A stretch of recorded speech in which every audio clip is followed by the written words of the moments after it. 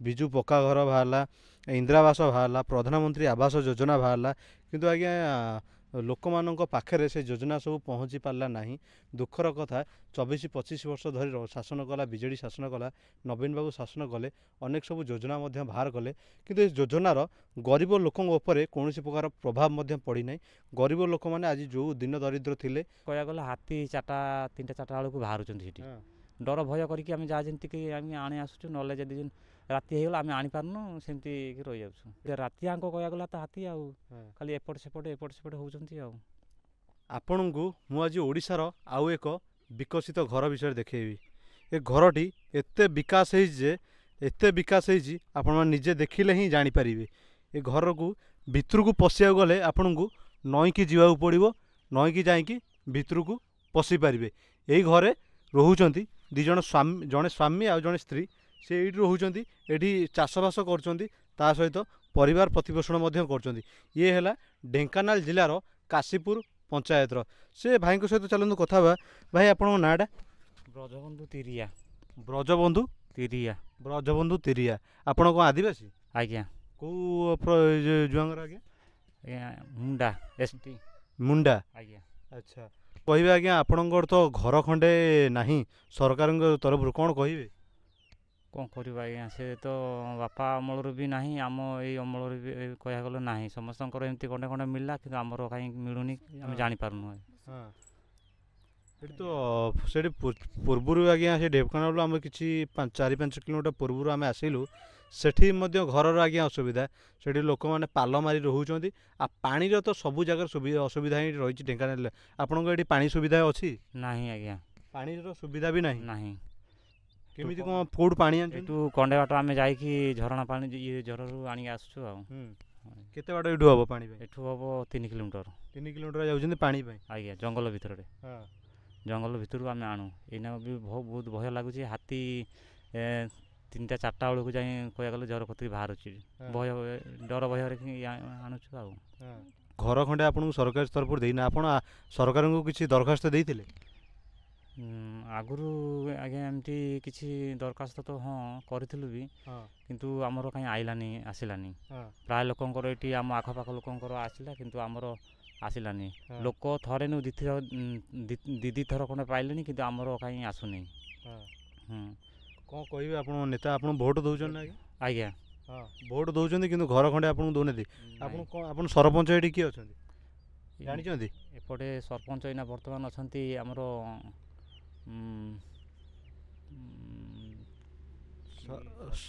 ଛାଡ଼ନ୍ତୁ, ସରପଞ୍ଚ କଥା ଛାଡ଼ନ୍ତୁ। କ'ଣ କହିବେ ଆପଣ ନେତା ମନ୍ତ୍ରୀମାନଙ୍କୁ? କ'ଣ କହିବେ? ଆପଣ ତ ଭୋଟ ଦେଉଛନ୍ତି, କିନ୍ତୁ ଆପଣଙ୍କୁ ଘର ଖଣ୍ଡେ ବି ମିଳିପାରୁନି। ପୂର୍ବରୁ ତ ବିଜେଡ଼ି ସରକାର ଆଜ୍ଞା 24-25 ବର୍ଷ ହେଲାଣି ଶାସନ କଲା। କ'ଣ କହିବେ ଆପଣ? ଯଦି ବର୍ତ୍ତମାନ କହିବାକୁ ଗଲେ, ଯଦି ଆମକୁ ଯଦି ଘର ଖଣ୍ଡେ ମିଳନ୍ତା, ଯଦି ବହୁତ ଭଲ ହୁଅନ୍ତା। କିନ୍ତୁ ଆଗେ ଥିଲା ବିଜେପି, ଏବେ ନା ବିଜେଡ଼ି ଥିଲା, ଏବେ ବିଜେପି ଆସିଯାଇଛନ୍ତି। ଯଦି ବା ଆମକୁ ଯଦି ଘର ଖଣ୍ଡେ ମିଳନ୍ତା, ବହୁତ ଭଲ ହୁଅନ୍ତା। ସୁବିଧାରୁ ବଞ୍ଚିତ, ଘର ଖଣ୍ଡେ ବି ନାହିଁ ଭାଇଙ୍କ ପାଖରେ। ଲୋକମାନଙ୍କ ପାଖରେ ଘରେ ଗୋଟେ ପଦରେ ଗୋଟେ 2-2ଟା ବରଂ ମିଳି ଚାଲିଛି। ଭାଇଙ୍କ ଏପର୍ଯ୍ୟନ୍ତ ଚାଳ ଘର ରହିଛନ୍ତି, କୋଠା ଘର ମଧ୍ୟ ଭାଇଙ୍କ ପାଖରେ ନାହିଁ। ଆଚ୍ଛା ଭାଇ, ରୋଜଗାର କ'ଣ କରୁଛନ୍ତି ଆପଣ? ରୋଜଗାର ବୃତ୍ତି କ'ଣ ଅଛି ଆପଣଙ୍କର? ରୋଜଗାର ଏମିତି ଆଜ୍ଞା, ଏଇ ଯେଉଁ ଦିନ ମଜୁରିଆ, ଚାଷବାସ ଏମିତି ଖଣ୍ଡେ ଏମିତି କରୁଛୁ ଆଉ। ଦିନ ମଜୁରିଆ ଲାଗୁଛନ୍ତି, ଚାଷବାସ କରୁଛନ୍ତି? ହଁ ଆଜ୍ଞା।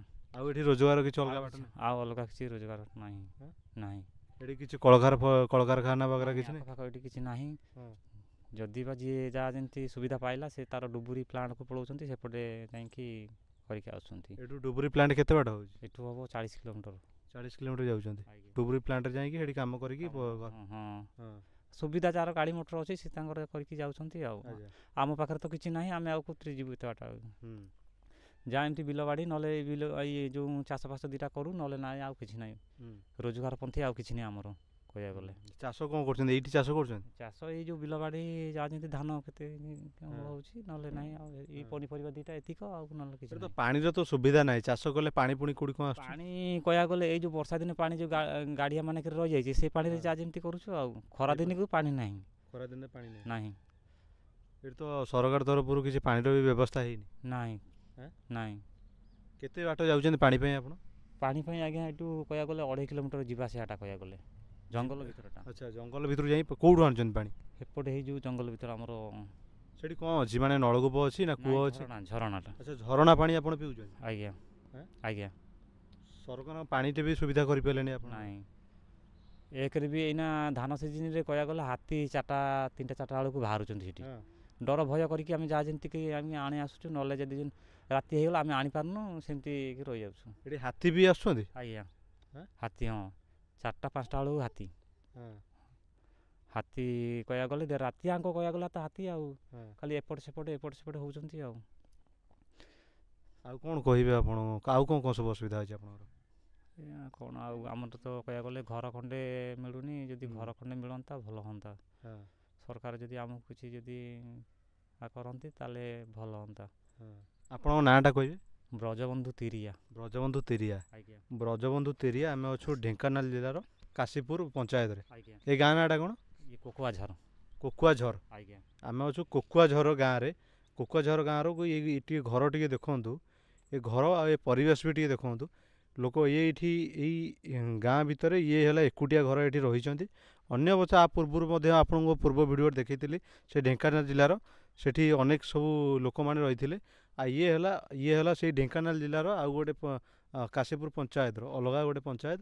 ଆଉ ଏ ଘରଟି ଆପଣ ଦେଖୁଛନ୍ତି ଚାଳ ଘର ଅଛି। ସେ ଘର ଭିତରକୁ ଆପଣ ଯିବେ, ନଈକି ଯିବେ, କିନ୍ତୁ ସରକାରୀ ସୁବିଧା ଆଜ୍ଞା ନାହିଁ। ଘର ଖଣ୍ଡେ ନାହିଁ। ଏତେ ସବୁ ଯୋଜନା ବାହାରିଲା ଆମ ସରକାର ମାନଙ୍କର, ବିଜୁ ପକ୍କା ଘର ବାହାରିଲା, ଇନ୍ଦିରାବାସ ବାହାରିଲା, ପ୍ରଧାନମନ୍ତ୍ରୀ ଆବାସ ଯୋଜନା ବାହାରିଲା, କିନ୍ତୁ ଆଜ୍ଞା ଲୋକମାନଙ୍କ ପାଖରେ ସେ ଯୋଜନା ସବୁ ପହଞ୍ଚି ପାରିଲା ନାହିଁ। ଦୁଃଖର କଥା, 24-25 ବର୍ଷ ଧରି ଶାସନ କଲା ବିଜେଡ଼ି ଶାସନ କଲା, ନବୀନ ବାବୁ ଶାସନ କଲେ, ଅନେକ ସବୁ ଯୋଜନା ମଧ୍ୟ ବାହାର କଲେ, କିନ୍ତୁ ଏ ଯୋଜନାର ଗରିବ ଲୋକଙ୍କ ଉପରେ କୌଣସି ପ୍ରକାର ପ୍ରଭାବ ମଧ୍ୟ ପଡ଼ିନାହିଁ। ଗରିବ ଲୋକମାନେ ଆଜି ଯେଉଁ ଦିନ ଦରିଦ୍ର ଥିଲେ, ଯେଉଁମାନଙ୍କର ଯେଉଁଭଳି ବ୍ୟବସ୍ଥାରେ ଥିଲେ, ସେଇଭଳି ବ୍ୟବସ୍ଥା ଆଜି ପର୍ଯ୍ୟନ୍ତ ଅଛି।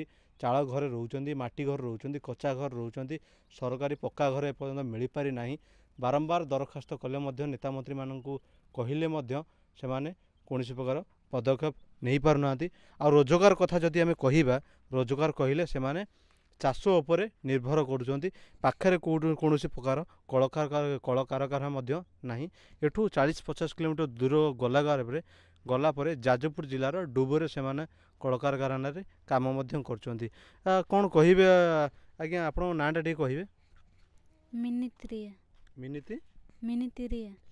ତିରିଆ। ଭାଉଜଙ୍କ ନାଁ ହେଲା ମିନି ତିରିଆ। କ'ଣ କହିବେ ଭଉଣୀ ଆପଣ? ସରକାରୀ ସୁବିଧା ଆପଣଙ୍କୁ ଘର ଖଣ୍ଡେ ନାହିଁ, କ'ଣ କହିବେ ଆପଣଙ୍କୁ? କ'ଣ ଆଉ କହିବୁ? ଆପଣଙ୍କୁ କଷ୍ଟ ହେଉନି? ଘର ନାହିଁ, ପାଣି ନାହିଁ, ସୁବିଧା ମିଳୁନି, ସରକାରୀ ସୁବିଧା କିଛି ମିଳୁନି, କଷ୍ଟ ହେଉନି ଆପଣଙ୍କୁ? କଷ୍ଟ ହେଲେ ଆମେ କ'ଣ କରିବୁ? ଏବେ ଆପଣ ଚାଷବାସ କରୁଛନ୍ତି, ଆପଣଙ୍କର ଏଠି ପାଣିର ଅସୁବିଧାରେ ଅଛି, କ'ଣ ସବୁ କହିବେ ଆପଣ? ପାଣି ସୁବିଧା ନାହିଁ, ଆଉ ଘର ଗୋଟେ ନାହିଁ, ଘର ଆସିନାହିଁ, ସରକାର ଆମକୁ ଦେଲା ନାହିଁ। ଆଉ ସରକାର ଆପଣଙ୍କୁ ଘର ଖଣ୍ଡେ ଦେଇପାରିଲା ନାହିଁ, ପାଣିର ବି ଅସୁବିଧା ଅଛି। ସକାଳୁ ଉଠିଲେ ଡେଲି ପାଣି ପାଇଁ ଯାଉଛନ୍ତି? ଆଜ୍ଞା। କେତେ ବାଟ ଯାଉଛନ୍ତି ପାଣି ପାଇଁ? କେତେ ବାଟ ଯାଉଛନ୍ତି ଆପଣ ପାଣି ଆଣିବା ପାଇଁ?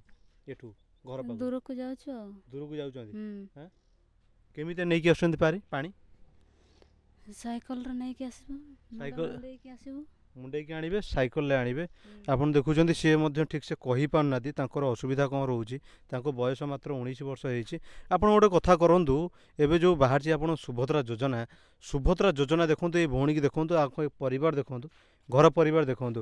ଯୋଜନା ଆଜ୍ଞା ସରକାରଙ୍କ ଯୋଜନା ହେଇଛି 21 ବର୍ଷରୁ ଉର୍ଦ୍ଧ୍ୱ। ଆପଣ ନିଜେ ଘର ପରିବାର ପରିସ୍ଥିତିକି ଟିକେ ଦେଖି କୁହନ୍ତୁ। ଯଦି 21 ବର୍ଷରୁ ଉର୍ଦ୍ଧ୍ୱ ହେଇଛନ୍ତି, ଯୋଜନାଟି ଲାଭ ପାଇପାରିବେ। ଇଏ ଏକୁଟିଆ ଘର, ସ୍ୱାମୀ ସ୍ତ୍ରୀ ରହୁଛନ୍ତି, 2 ଜଣ ରହୁଛନ୍ତି, କିନ୍ତୁ ଏଇ ସ୍ୱାମୀ ସ୍ତ୍ରୀ 2 ଜଣ ଭିତରେ ସୁଭଦ୍ରା ଯୋଜନା ଆଙ୍କୁ ମିଳିନାହିଁ, କାରଣ ଆଙ୍କ ବୟସ ହେଇଛି 19 ବର୍ଷ। ଆପଣ ନିଜେ ବିଚାର କରନ୍ତୁ, ଏଇଭଳି ପରିସ୍ଥିତିରେ, ଏଇଭଳି ଅବସ୍ଥାରେ ଯଦି ଏମାନଙ୍କର ସୁଭଦ୍ରା ଯୋଜନା ମିଳିପାରି ନାହିଁ, 21 ବର୍ଷରୁ ଉର୍ଦ୍ଧ୍ୱ ହେଇଛି, ତାହେଲେ ଆପଣ କୁହନ୍ତୁ ଏମାନଙ୍କର ପରିସ୍ଥିତି କ'ଣ ରହିବ? ସରକାରୀ ଆଜ୍ଞା ସୁବିଧା ନାହିଁ, କେବଳ ଚାଉଳ ଗଣ୍ଡେ ମିଳୁଛି, ଅନ୍ୟାନ୍ୟ କୌଣସି ପ୍ରକାର ସୁବିଧା ନାହିଁ। ତା ସହିତ ସୁଭଦ୍ରା ଯୋଜନାରୁ ମଧ୍ୟ ଏମାନେ ବଞ୍ଚିତ ଅଛନ୍ତି। କିନ୍ତୁ ଆଜ୍ଞା ଏମାନଙ୍କୁ ସୁଭଦ୍ରା ଯୋଜନା ପାଇବା ହକ୍ ନା ପାଇବା ହକ୍ ନୁହଁ? ଆପଣମାନେ ନିଜେ ବିଚାର କରନ୍ତୁ। ଯେଉଁ ସରକାରୀ ବାବୁମାନେ ଦେଖୁଛନ୍ତି ସେମାନେ ନିଜେ ଆଜ୍ଞା ବିଚାର କରନ୍ତୁ। ଏଇ ଯେଉଁ ଭଉଣୀ ଅଛନ୍ତି ଅସୁବିଧାରେ ରହୁଛନ୍ତି, ଘର ଖଣ୍ଡେ ନାହିଁ, ଇଲେକ୍ଟ୍ରି ଯାହା ରହିଛି କେବଳ ସୁବିଧା କହିବାକୁ ଗଲେ ଇଲେକ୍ଟ୍ରିର ସୁବିଧା ଅଛି, ପାଣି ଏଠୁ ପିଇବା ପାଣିର ମଧ୍ୟ ଅସୁବିଧା, ତା ସହିତ ଚାଷ ଜମିରେ ମଧ୍ୟ ପାଣିର ଅସୁବିଧା, ଖରା ଦିନେ ଚାଷ ଜମିର ଅବସ୍ଥା ଖରାପ ରହୁଛି। କେବଳ ଭାଇ ଆପଣଙ୍କର କ'ଣ ରହୁଛି? କେବଳ ଚାଷ କହିଲେ କେବଳ କ'ଣ ଧାନ ଆଉ ନା ଆଉ କ'ଣ ଅଛି? ହଁ ଏ ଧାନ ଖାଲି ଧାନ। ଚାଷ କହିଲେ କେବଳ ଧାନ? ଧାନ ହଁ, ଏଇ ଯେଉଁ ବର୍ଷା ଦିନେ ବର୍ଷା ପାଣିରେ, ଆଉ ଖରା ଦିନେ ତ ପାଣି ନାହିଁ, ପାଣିର ସୁବିଧା ନାହିଁ, ଆଉ କ'ଣ ଚାଷ ଆଉ ହେବ? ପାଣି ବିନା ଚାଷ କେଉଁଠି ଆଉ ହେଉଛି କି? ଖରା ଦିନେ ପାଣି ନାହିଁ, ଯେକୌଣସି ରବି ଚାଷ ତ ହେଇପାରିବନି, ଯାଇ ଖରିଫ ଏଇ ଯେଉଁ ବର୍ଷା ଦିନେ ଯାଇ ଧାନ ଚାଷ, ନହେଲେ ଆଉ କିଛି ନାହିଁ। ଆପଣ ରୋଷେଇ କେଉଁଠି କ'ଣ କରୁଛନ୍ତି? ବାହାରେ ଯାଇ ରୋଷେଇ କରୁଛନ୍ତି ଚୁଲିରେ? ହଁ ଆଜ୍ଞା, ଏଇ କାଠ ଜାଳିକି ଆଉ। ହଁ ଏ ବାହାରେ ରୋଷେଇ କରୁଛନ୍ତି? ରୋଷେଇ ଆପଣଙ୍କୁ ଗ୍ୟାସ୍ ମିଳେନି? ନାଇଁ ଆଜ୍ଞା, ନାଇଁ ଗ୍ୟାସ୍। ଉଜ୍ଜ୍ୱଳା ଯୋଜନାରେ ଗ୍ୟାସ୍ ଆପଣଙ୍କୁ ମିଳେନି? ନାଇଁ। କାହିଁକି? ନାଇଁ ଆପଣ କି ଜାଣିଛନ୍ତି ନା ଉଜ୍ଜ୍ୱଳା ଯୋଜନା ଗ୍ୟାସ୍ ମିଳୁଛି ବୋଲି? ନାଇଁ ଆମେ ଜାଣିନୁ ଆଜ୍ଞା, କି ଆମକୁ ମିଳିନି। ଉଜ୍ଜ୍ୱଳା ଯୋଜନା ଗ୍ୟାସ୍ ବି ମିଳିନି? ନାଇଁ। ଆପଣ ଜାଣିନାହାନ୍ତି ଉଜ୍ଜ୍ୱଳା ଯୋଜନା ଗ୍ୟାସ୍ ମିଳୁଛି ବୋଲି? ନାଇଁ ନାଇଁ ଜାଣି। ଇଏ ଦେଖନ୍ତୁ ଆଜ୍ଞା, ଇଏ ହେଲା ସ୍ଥିତି, ଇଏ ହେଲା ଲୋକମାନଙ୍କ ସ୍ଥିତି। ଉଜ୍ଜ୍ୱଳା ଯୋଜନାରେ ଏମାନଙ୍କୁ ଗ୍ୟାସ୍ ମଧ୍ୟ ମିଳିନାହିଁ, ବୁଝିପାରୁଛନ୍ତି? ବାହାରେ ସେମାନେ ରହୁଛନ୍ତି। ଆଜ୍ଞା ବର୍ଷା ହେଲେ ପୁଣି କେଉଁଠି ରୋଷେଇ କରିବେ? ବର୍ଷା ହେଲେ ଘର ଭିତରେ ଯାହା ଯେମିତି ଚୁଲି ଅଛି। ଘର ଭିତରେ ଚୁଲି ଅଛି, ସେ ଚୁଲିରେ ରୋଷେଇ କରୁଛନ୍ତି? ଆଜ୍ଞା ହଁ, ଖରା ଦିନେ ଏମିତି ବାହାରେ ଚୁଲି କରିକି ରୋଷେଇ କରିକି ଘର ଭିତରେ ନେବୁ ଆଉ। ଆଉ ସବୁ ରୋଜଗାର କିଛି ନାହିଁ ନା? ଆଉ ଅଲଗା କିଛି ରୋଜଗାର ପନ୍ଥୀ ନାହିଁ ଆଜ୍ଞା। ଆପଣଙ୍କ ପିଲା ଛୁଆ କେତେଟି? ମୋର ଝିଅ 2ଟି। ଆଜ୍ଞା। ଇଏ କିଏ ଶୋଇଥିଲେ ସେଠି? କିଏ? ଇଏ ଭଣଜା ହେବେ। ଭଣଜା ହେବେ, ସେ ଶୋଇଥିଲେ। ଆଉ କ'ଣ କହିବେ? ଆପଣ ତ ସବୁ ତ ଏଇ ଟାଇପ୍ର ସବୁ ଅସୁବିଧା ଦେଖୁଛନ୍ତି।